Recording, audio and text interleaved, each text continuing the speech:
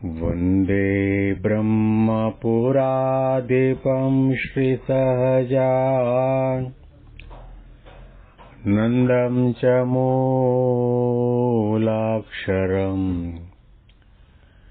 श्रेयस्कारणसद्गुणैकनिलयम् श्रीप्रागजिह्वावत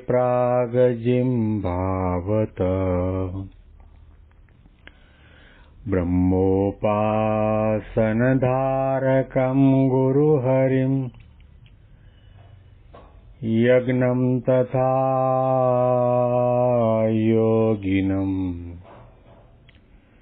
प्रीत्येवं प्रमुखं महन्तमनिशम्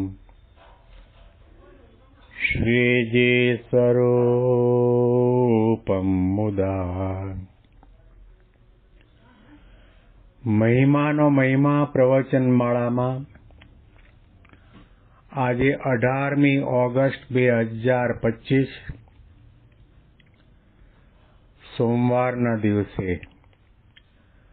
તમામ સંતો હરિભક્તોને મારા સાષ્ટાંગ પ્રણામ.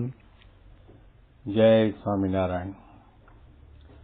હેપી વચનામૃત 20 શતાબ્દી મહોત્સવ. હેપી પ્રમુખ સ્વામી મહારાજ શતાબ્દી મહોત્સવ. ગઢડા અંત્યનું 26મું વચનામૃત આપણે સાંભળી રહ્યા છીએ. શ્રાવણ મહિનો ચાલી રહ્યો છે.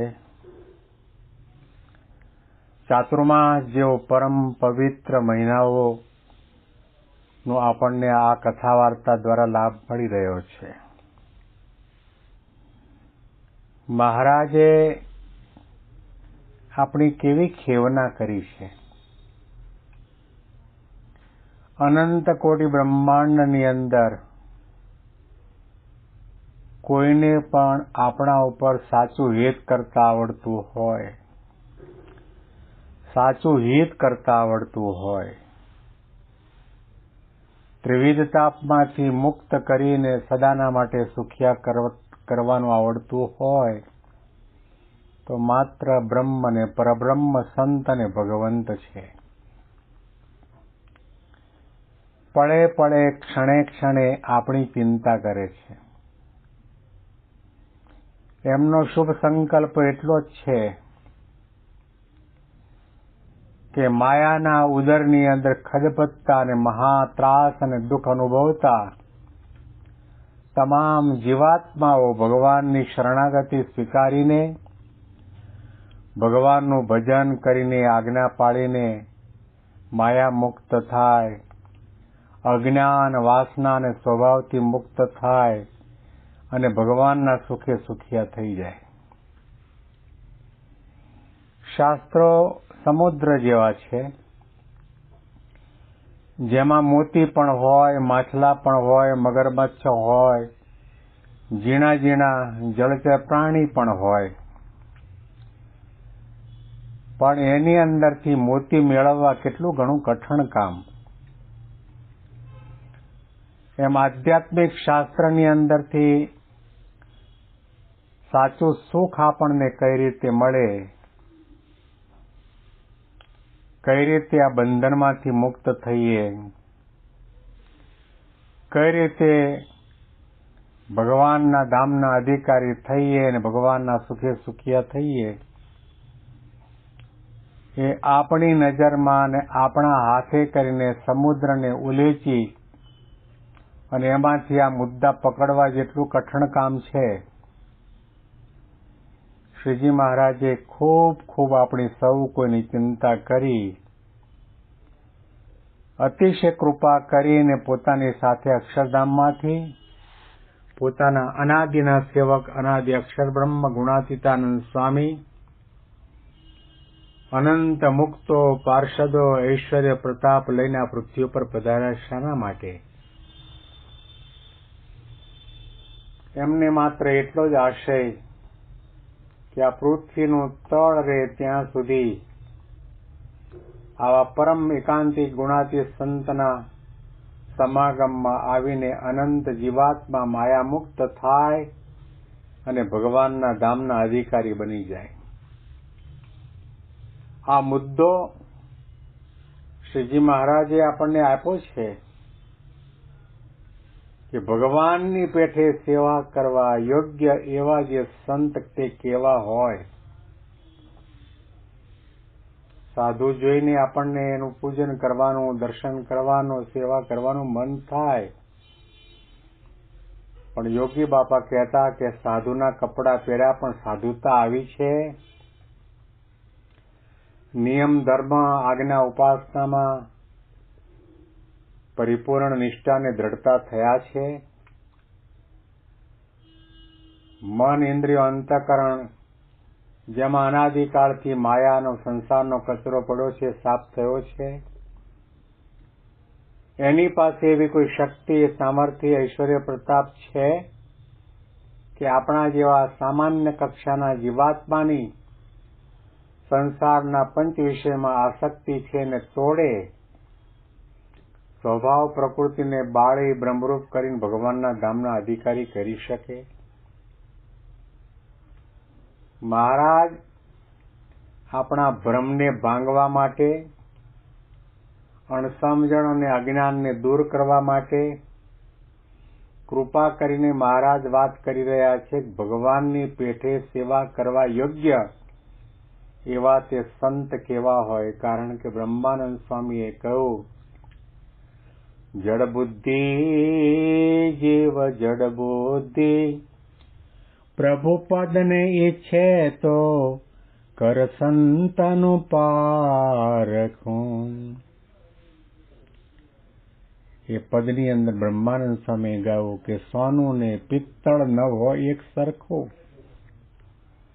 સોના કરતા પિત્તળ વધારે જગારા મારતું હોય એમ ભગવાનની પેઠે સેવા કરવા યોગ્ય એવા જે પંચ વર્તમાનમાં શુરા અને પૂરા સંત કરતા ભેગ ધારણ કરીને ફરેલા લોકોને ઠગવા વાળા વધારે જગારા મારતા હોય. સૌ કોઈને ઉડીને આંખે વળગે એવું જ્ઞાન દેખાય ને, તપ દેખાય ને, ધ્યાન દેખાય ને, સાધુતા દેખાય ને. પણ મહારાજે કહ્યું કે ભગવાને બુદ્ધિ આપી છે અને શાસ્ત્રોની અંદર સંતો મહાપુરુષોએ આપણને સાચા સંતના લક્ષણો લખ્યા છે, બતાવ્યા છે. આવા લક્ષણો, આવા ગુણો, આવી આધ્યાત્મિકતા જ્યાં હોય ત્યાં માનનો ત્યાગ કરીને, સત્તા સંપત્તિના મદનો ત્યાગ કરીને એવા સંતની દાસભાવી શરણાગતિ સ્વીકારવી, એની સેવા કરવી, એની આજ્ઞા પાળવી, એમાં પ્રીતિ આત્મબુદ્ધિ કરવા, તો એને કરીને આપણને ભગવાનની સેવા કર્યાનું, ભગવાનની ધ્યાન કર્યાનું, ભગવાનની આજ્ઞા પાળ્યાનું ફળ મળે છે, અક્ષરધામ મળે છે. તો શ્રીજી મહારાજના આ શબ્દોને ધારવા વિચારવાની જરૂર છે. આખો સત્સંગ લાખોની સંખ્યામાં લોલમ લોલ મંડ્યો છે.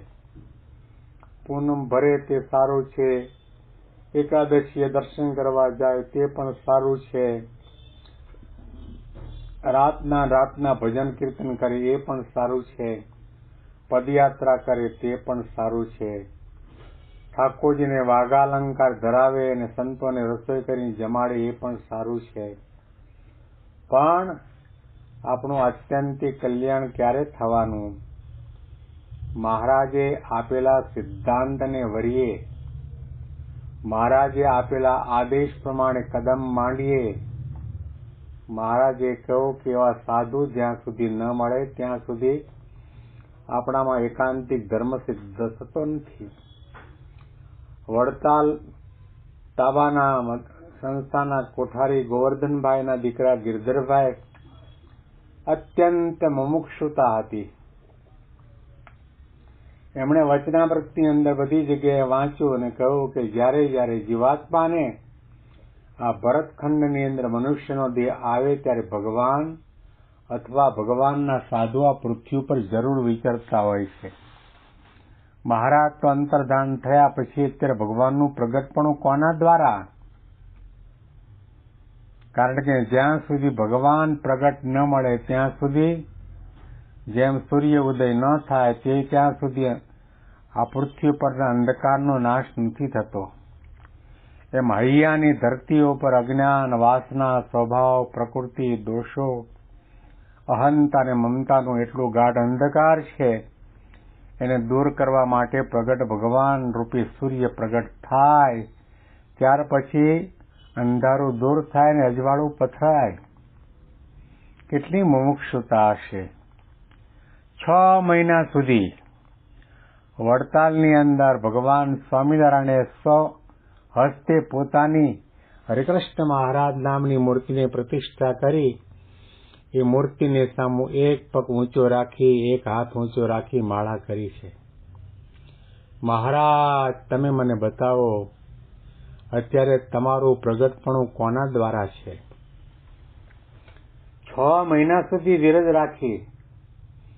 કેટલો બધો કલ્યાણનો ખપ હશે, કેટલી બધી મુમુક્ષુતા હશે, ભગવાન મેળવવાની કેટલી તમન્ના અને ઝંખના હશે. 6 મહિનાની માળાના અંતે મહારાજે મૂર્તિમાંથી અવાજ કરીને કહ્યું કે ગિરધર, એકાંતિક ધર્મ સિદ્ધ કરવો હોય અને એકાંતિકી ભક્તિ સિદ્ધ કરવી હોય અને ગુણાતીત ભાવને પામવું હોય તો વર્તમાન સમયમાં મારું પ્રગટપણું મહુવાના દરજી પ્રાગજી ભક્ત દ્વારા છે.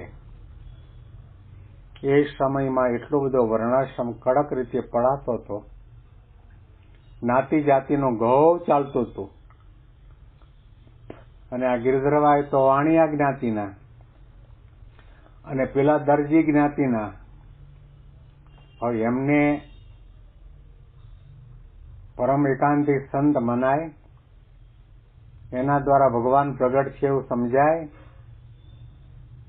એમણે મનમાં વાત ન માની ફરીથી પછી 6 મહિના તપશ્ચર્યા કરીને માળા કરીને મહારાજે કહ્યું કે મારું કેમ નથી માનતા? તમારે જો કલ્યાણ જોઈતું હોય, એકાંતિક ધર્મ સિદ્ધ કરવો હોય, છેલ્લો જન્મ કરવો હોય તો મહુવાના પ્રાગજી દરજી મારું હરતું ફરતું પ્રગટ અને પ્રત્યક્ષ સ્વરૂપ છે, પરમ એકાંતિક સંત છે. એની શરણાગતિ સ્વીકારો, એનો સમાગમ કરો, એમાં પ્રીતિને આત્મબુદ્ધિ કરો તો તમારા મોક્ષનો દરવાજો ખુલી જાય. અને આ વચનમાં વિશ્વાસ રાખીને ગિરધરભાઈએ ભગતજી મહારાજનો શિરસાટે સત્સંગ કર્યો છે. એમને મુદ્દો પકડાણો, મહારાજના વચનો ધાર્યા વિચાર્યા. ગુણાતીત સંતને આપણા કરતા વિચિત્ર રૂપ ન હોય ને શિંગડા પૂંછડાને એવું પ્રકારનો આકાર ન હોય, આકાશમાં ઉડતા ન હોય, પાણી ઉપર ચાલતા ન હોય, આપણા જેવા મનુષ્ય જેવા હોય ને આપણા કરતા પણ વધારે અજ્ઞાન અવસ્થા બતાવે, પણ એનામાં ધર્મ, જ્ઞાન, વૈરાગ્ય, ભક્તિ, નીતિ, સદાચાર, સંયમ આ તમામ કલ્યાણકારી ગુણો સિદ્ધ થયેલા હોય છે. તો શ્રીજી મહારાજના શબ્દોને ધારવા વિચારવાની જરૂર છે. પહેલામાં પહેલું તો આપણે આપણી છાતી ઉપર હાથ રાખીને તપાસ કરવાની જરૂર છે કે ગિરધરભાઈને જેવી મુમુક્ષુતા પ્રગટ થઈ હતી એવી કલ્યાણનો ખપ અને એવી મુમુક્ષુતા આપણને જાગી છે ખરી? દાદા, સાધનોમાં આપણું ફોકસ છે, એ બધું કરીએ છીએ, એકટાણા કરીએ ને એકાદશી કરીએ ને માળા કરીએ ને દંડવત યાત્રા કરીએ ને પ્રદક્ષિણા કરીએ, દાન ધર્માદો કરીએ, પણ મુદ્દો પકડ્યો નથી કે આ બધું કરવાથી આપણામાં સંસ્કાર થશે, પણ અજ્ઞાન, વાસના, સ્વભાવ, પ્રકૃતિ જ્યાં સુધી ભગવાનના પ્રગટ સ્વરૂપ ગુણાતીત સંતનો યોગ નહીં થાય ત્યાં સુધી નહીં થાય. આના અનુસંધાનમાં વિશેષ વાતો આપણે આવતીકાલના પ્રવચનમાં સાંભળીશું. તમામ સંતો હરિભક્તોને મારા સાષ્ટાંગ પ્રણામ. જય સ્વામિનારાયણ.